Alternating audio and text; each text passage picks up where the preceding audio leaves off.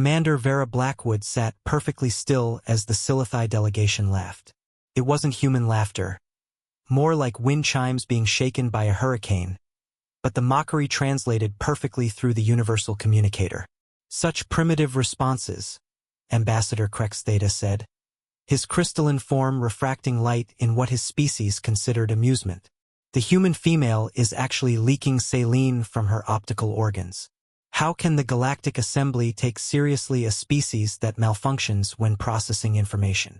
Vera wiped away the tears that had come when she'd received news of the destroyed colony ship.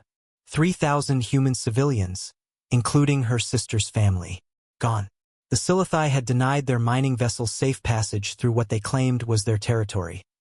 Space that had been empty until humans found platinum there. Emotions, secondary voice Hillmark added, his tone dripping condescension, are evolutionary waste. The Sci-fi purged such weaknesses millennia ago. We make decisions based on logic, efficiency, optimal outcomes, not feelings. Around the assembly chamber, other species watched with interest. The Corvani clicked their mandibles in appreciation of logic. The ethereal whispers nodded their smoky forms in agreement. Even humanity's few allies seemed embarrassed by Vera's display. "You're right," Vera said quietly, standing. "Humans are emotional. We cry when we lose people. We laugh at absurdity. We feel fear, joy, hope, and grief, sometimes all at once. Precisely why your species remains Tier 3, Crex Theta said. You cannot even control your own biochemistry. How can you control star systems?" Vera walked to the center of the chamber, where the holographic display showed the debris field that had been the colony ship New Horizon. "Tell me, Ambassador, what does Sci-fi logic say about the debris pattern? Standard dispersal for a vessel that violated protected space. Optimal destruction pattern.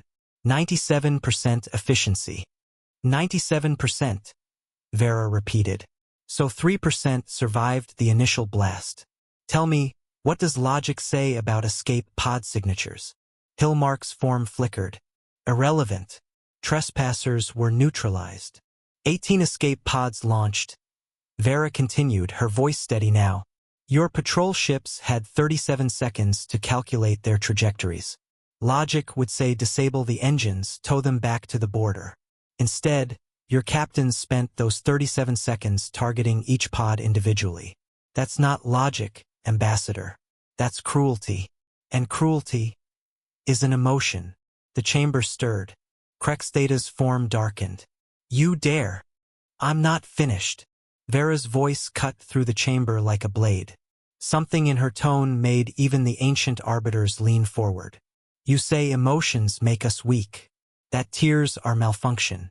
That fury is primitive.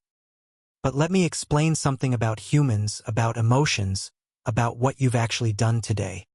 She pulled up her military record on the display. "I've served in 16 border conflicts. Do you know what stopped me from glassing entire Thraxian colonies when they raided our supplies? Empathy. What stayed my hand when voidlings harvested our miners? Compassion. What made me negotiate instead of annihilate? Hope." Her voice dropped lower, and somehow that made it more terrifying.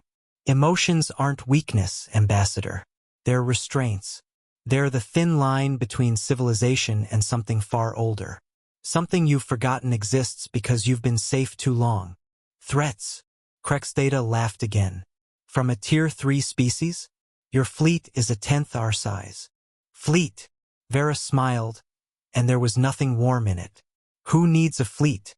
Do you know what humans did before we reached the stars? We hunted. We were prey that became predators. We learned to hold grudges across generations.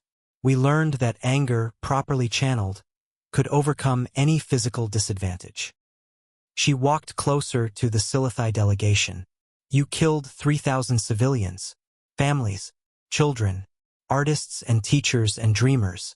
And you did it not for resources, not for security, but to make a point about territory that wasn't even yours last cycle. So," Crex Theta's arrogance wavered slightly. "So now I feel something." Vera's eyes locked onto the Ambassador. Not sadness, not fear. Those passed when you left. What I feel now is fury. Cold, patient, calculating fury. The kind that writes names on lists. The kind that remembers. The kind that turns farmers into soldiers and teachers into tacticians. She turned to address the entire assembly. The Silithai are right. Humans are emotional. We love fiercely, grieve deeply, and yes, we rage with the heat of stars. You've seen our tears. You've mocked our compassion. But understand this, you've never seen our fury. Not truly, because human fury doesn't burn hot. It burns cold. Plans. It waits. It remembers every slight, every cruelty, every murdered child floating in the void. The chamber was silent now. Even the ever-chattering Miniath swarms had stilled. But we're also emotional enough to offer a choice, Vera continued. Apologize. Make restitution. Show that logic can include justice. Or discover why humanity's greatest military victories came not from superior technology, but from the moment when grief transformed into rage. As she walked back to her seat, Ambassador Krextheta noticed something that his logic couldn't quite process. Every human in the chamber, diplomats, attaches, even janitors, had the same expression. The same cold, patient fury. For the first time in millennia, the Silithai understood fear. And feared they were too logical to understand what they had awakened.